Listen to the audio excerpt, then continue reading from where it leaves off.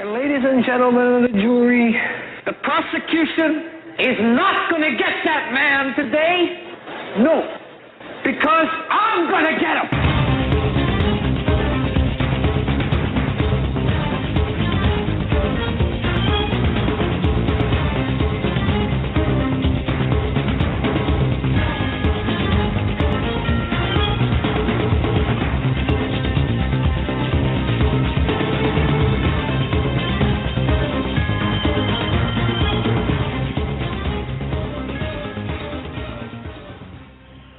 This is the Hagmann and Hagmann Report for today, Wednesday, September 19th, 2012. I'm Doug Hagmann. I'm the co-host with my son, Joe Hagmann, and you are about to hear 2 hours of unbiased and uncensored news and analysis, information you need to know in these perilous times, broadcast live each weeknight from 8 to 10 p.m. Eastern Time.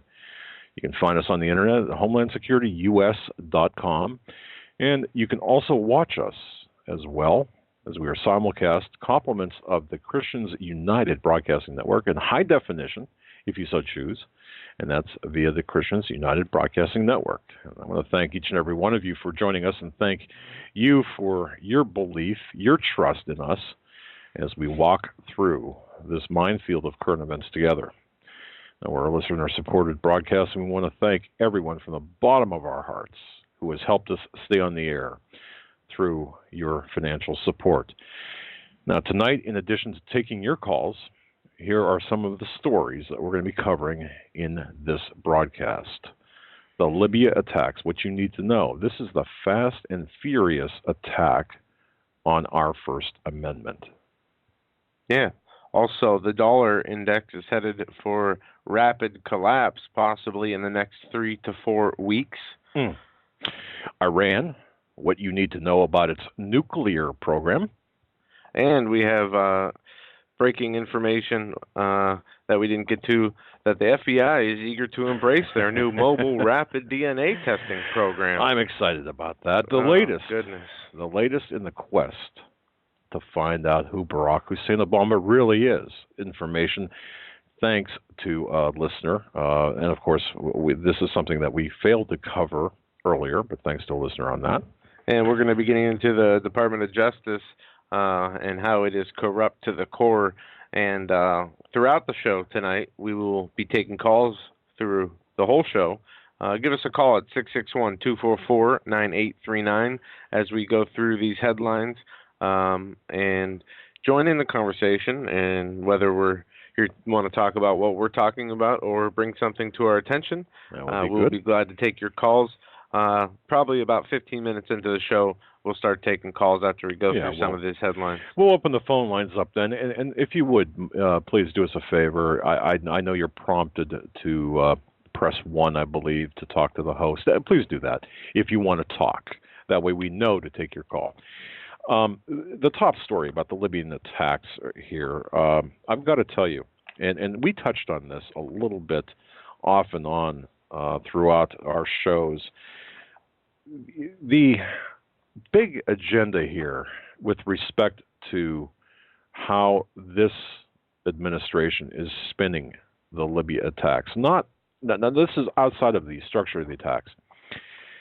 Of course, they're blaming it on this obscure video that was on YouTube. Well, now we see where this Muslim scholar from Saudi Arabia, professor at King Abdul Aziz University in Saudi Arabia, this Sheikh Abdullah bin Baya, is calling for the United Nations to end free speech. And folks, now I know Alex Jones had a piece on this, but it's deeper than that, if you can believe that. And Alex Jones does a great job with reporting, but I got to tell you something. There is more to this, because the United Nations has passed and is considering other resolutions, additional resolutions, to stifle free speech. But the Human Rights Committee of the United Nations has declared the right to free speech and expression is possibly subject to restrictions that are necessary and proportionate. And folks, remember that video we played? I think we played it on this show where we had the Department of Justice member. If not, it's certainly accessible via homelandsecurityus.com. Before before Congress, testifying before Congress. Remember this, Joe? Where he and folks, I don't know if you remember this, but where he was asked like 3 times, is the Department of Justice entertaining the possibility of criminalizing speech? And the guy refused to answer, would not answer that question. I remember it was like that. 4 different times, and finally the guy got frustrated. Boy, I know how that is. Trying to get an answer to a question. Yeah, we actually have that up on our Team K9 YouTube channel. You put that video. Oh, that's right. Okay, Team K9. Yeah, look up YouTube Team K9, and I'll post a link for those in chat. Yeah, and thanks to our listeners. I got to tell you, we are restructuring. I mean, we are so blessed. We feel we're on a mission here, and time is short. Now, we are restructuring our site a little bit more. We're kind of refining everything. We're not going to change the appearance of our site, but we're refining things so information is quicker. You can grab information quicker, and it'll be sorted differently, cataloged differently. It's nothing you're going to really see. In your face type change, but you're going to be able to see, get information about, for example, Fast and Furious and other things like that, and direct access to our YouTube channel. But the Department of Justice, in fact, we're going to play this again during the show because it is so important, because this is what the Department of Justice wants. This is what the Obama administration wants. This is globalist. This is the globalist stuff we're talking about here. Yeah, and I'll send this video out to Troy. I'm going to post the link in the chat room right now. The title of the YouTube video is DOJ versus Freedom of Speech. Yeah. And I'll get that sent to you, Troy, here in a couple minutes. And by the way, I want to thank Troy of Christians United Broadcasting Network. Thank you so much for the great job in graphics that you're doing for people who want to watch us. Again, we're being broadcast in high definition. And tomorrow, I've got to tell you, we ordered. I was in conversation. Well, we both were in conversation with a company, a man out of New Jersey who has this. He actually got the rights to these old World War II posters, and he's. What would you call it? Refashion them basically to today's to what our causes today. For example, resisting the TSA and resisting FEMA camps and stuff like that. We're going to have posters up tomorrow so you can see them. Yeah, we can actually show you. They're a little bulky right now to show, but we've got actually smaller cards. But the posters we have are pretty huge, and folks, you can order them too. But again, it's just something that I found just absolutely amazing. Not the posters, but they got T-shirts and postcards. Postcards. I like this because I am going to be mailing these to all of my contacts. And I know Joe will too. And I don't know if this is going to mess up those of you on video, if it'll make our screen blurry, but we're going to show this anyway. Try to get the message out. I want... Move back. This is Uncle Sam. Down a little bit and to that way, the other way. Okay. I guess it's backwards. Yeah. Okay, go ahead that way. I want you to remove the usurper, and that's a picture of Uncle Sam pointing the finger, and the message is, I want you to remove the usurper. Yeah, now this guy's got the rights to that photograph, and it's really a neat thing. So it's a postcard. I mean, and I'm sending them out to everybody. And these look like retro. Yeah, World War II. Yeah, World War II. Yeah. So anyway, that's just a little fun I want to interject in here because I'm actually wanting to see if if the mail service is going to deliver those, or if they actually all of them actually get through. But that's just me. So, all right, let's get into this hard news here because now look, the Human Rights Committee again. While we're waiting for the video and audio to be queued up, the audio is really important. I got to send that to him. Oh, okay. So. All right. I'll take care of it. You're going to take care of that? Thank you. While you're doing that, I just want to touch on this because this is so important. The ramifications here of stifling speech. See, the objective is not to stifle the criticism of religion. That's not what's happening here. It's specifically to stifle the criticism of Islam, and that will incrementally increase to stifling any political discourse and dissent against the government. That's or the globalist, or more importantly, the globalist agenda. That's what's taking place right here. And that's how they're going to slip this in. It's going to be this big big feel good thing. If we pass this law, you're not going to see the riots overseas, right? Yeah, right. I mean, or here. This is absolutely crazy. When we're talking about the United Nations trying to implement their law on a universal scale, meaning, it doesn't matter what our Constitution says about the freedom of speech, they're going to try to pass this through. Yeah. And, they say here, and this is what really caught me here, and I'll find the exact quote, but they talk about the speech that is critical of Islam or the religion of Islam, the declaration regarding the offensive video to Muslims. Right. The video purportedly the work of a network neocons trying to provoke Muslims, blah, blah, blah.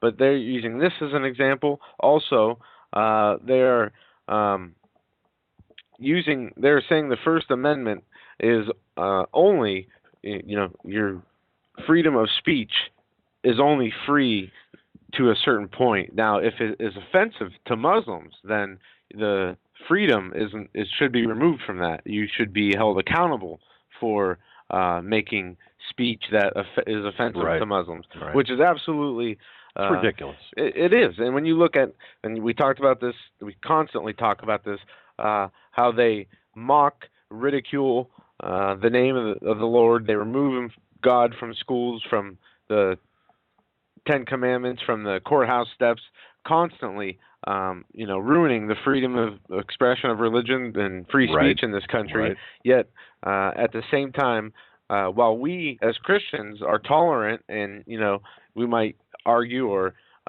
send a letter or, express our unhappiness about this, we're not going to the UN saying, hey, we don't want other people, we're offended by, people not liking the Lord, so we want to create laws to make people worship our God, and if they don't, then they're violating X, Y, or Z law. And it's just and this is a stepping stone, I think, globally, Joe, and I think you'd probably agree with me. And by the way, we were on the Patriot Report today. Yes. With Dr. Michael Williams. Yes. And that's going to be available next week on. We're gonna get that information. Yeah, it was a good interview. 30-minute show.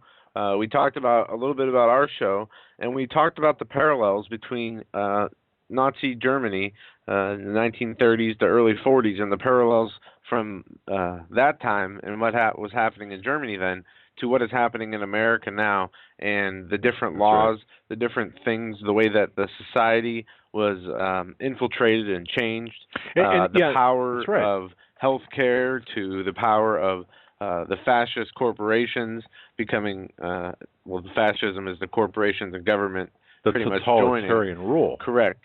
And, what we concluded really today was that with Operation Paperclip and George Bush and his family, the ties that they had to the Nazi regime, we now are witnessing the, I guess it would be Hitler's dream of the Fourth Reich here in America. It'd be like 1933. And we took, and I've explained this before, we've taken, our government has taken the tactics best used by the communists, or most effective by the communists, by the Nazis, by all these authoritarian or totalitarian regimes, and they've perfected them and put them together, and we have today the system in America that has been created, which is looking to be a complete, police state clampdown, no freedoms, no constitution, martial law, TSA everywhere you go in public, cameras, Big Brother, FBI, DNA tests at checkpoints. There's no end to what these people want to regulate. There is no freedom these people don't want to destroy. And it's just sickening. It hurts my heart to see the destruction and how fast it is happening. And what's even worse about ridiculous. it is the lack of outrage, the lack of people speaking out. And it seems when most people do speak out, it's from a partisan view blaming the left or blaming the right when it is a bipartisan effort to bring about this police state. Well, and this is how the bipartisan effort too is. It's for example, right before we veered off here on that little tangent, we were talking about the assault on the First Amendment, where this Libya is going to be the fast and furious against our First Amendment on a global scale. But this Muslim sheikh, again, Abdullah bin Baya, wrote a letter, and actually it was wrote a letter to the United Nations and also to the United States, and it was published in major newspapers across the Middle East. But he said to our Western neighbors, "We're extremely concerned with a small active minority in your countries that seeks to perpetuate a state of conflict and war. We estimate that such objectives do not serve the general interest. Therefore, it is our hope that you reconsider and criminalize the denigration of our religious symbols. As such, provocations do not serve the principles of free speech, principles that you and us both seek to uphold." See what this guy's doing here? He's kind of throwing the First Amendment back in our face, saying that we have to essentially exercise restraint. This is like, essentially he's saying you can't yell fire in a crowded theater. Yeah, and this person, I'm not going to even pronounce his name. His last name is Kanaka. He's writing for The Nation, says, "The world is toiling to find the right balance between free speech and its restrictions," and cites instances of government censorship ranging from a French court ruling against the distribution of semi-nude photographs of the Duchess of Cambridge to laws in Europe designed to prevent speech in conflict with the official version of the Holocaust, while in the U.S. May be willing to set limits on freedom of expression. Unwilling. Well, other countries may disagree or be unwilling to treat such freedom as absolute and pious. Well, and that's how they could slip it in too. If, for example, if the attempts on free speech fail domestically, they could make a United Nations ruling that we could sign on to. Now, of course, that would not necessarily be binding, but let's take a look. Our free speech is already gone. We have that law that was passed that the Secret Service can declare the anti-protest zones, where you are not allowed to protest in a zone that they would declare and can declare at any time that they feel, without letting people know that, you are in a non-free speech zone, and you can be arrested and hauled away in America for speaking. Actually, that's true. I forget the name of the bill, but it was passed, it was signed into law, and it currently is under the pretext of securing the area around the president and various other people. Yeah. And one thing too, I did fail to mention this, and folks, you might be surprised to hear this. While our alleged ambassador, and I say alleged, he was our ambassador to Libya, but his activities really appear more like a CIA operative, and I'm with Glenn Beck on this one. I do believe that he was engaged in attempting to gain weapons back from, well, if we have time tonight, we're going to get into that. But anyway. And a comment in the chat, somebody said that we should get out of the UN. I completely agree. Absolutely. We have no business in the UN. We are separate. If we want to remain a constitutional republic, we have no business being in the UN unless we are, going to be helping other countries in disaster times and, coordinating with those kind of issues. I can understand having that relationship with the UN, but not when regulating United States law. Despite this being the United Nations, the United Nations serves no useful purpose in this country. No, we need the real estate, and we need them out of here. And they hide, horribly, eugenics. They hide, oppression, mass murder under terms of, women's reproductive health and what do they call the human rights violations? And well, yeah, I mean, and they establish NGOs. It's ridiculous, and it's a criminal organization. Wow. The UN is, in my opinion, and yeah, mine too. Yeah, and it is the driving force for the one world government. It was aside from the League of Nations, it was the first organization. It's that's the failure. After the League of Nations failed, right. they birthed the United Nations. I mean, this is the organizational body that will be probably the most influential in bringing about a one world system. And don't forget, ladies and gentlemen, the United Nations was actually birthed. I mean, this was essentially a communist run agency. I mean, getting into the history of the United Nations, which is important to do, which is important to understand how the United Nations came about and why global governance. We had the Treaty of Versailles that was created back in 1919. We had the League of Nations in 1920, and then the CFR, the Council on Foreign Relations, which was funded by Rockefeller, Ford, and the Carnegie Foundations, that began the eugenics movement.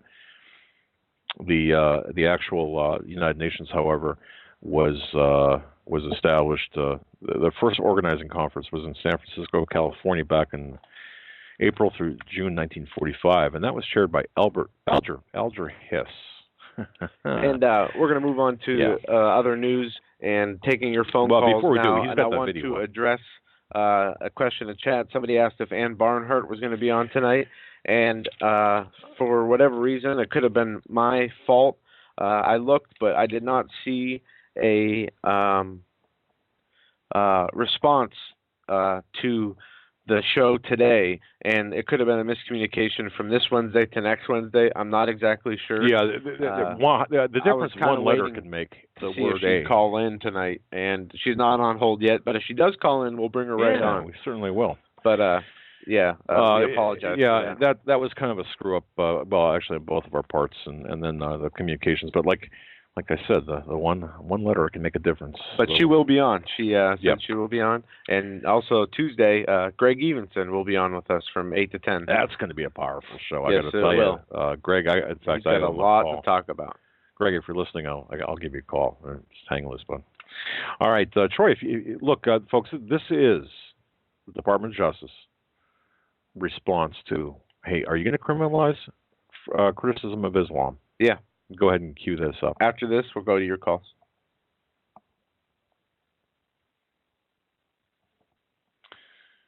At your leisure, Troy, or whenever you're ready for that video. Yeah. Some of those YouTube videos have the advertisement, so it takes a little bit to queue up. Hi, Troy. Yeah. Did you have that? If we're good to go in that. You have nothing. I guess I'll have to send. I'll send it to you, and then you can send it to him. Okay, that'll work. This is okay, but seriously, you've got to listen to the audio of this because, again, I can relate to this frustration in asking questions, and then it's just bizarre.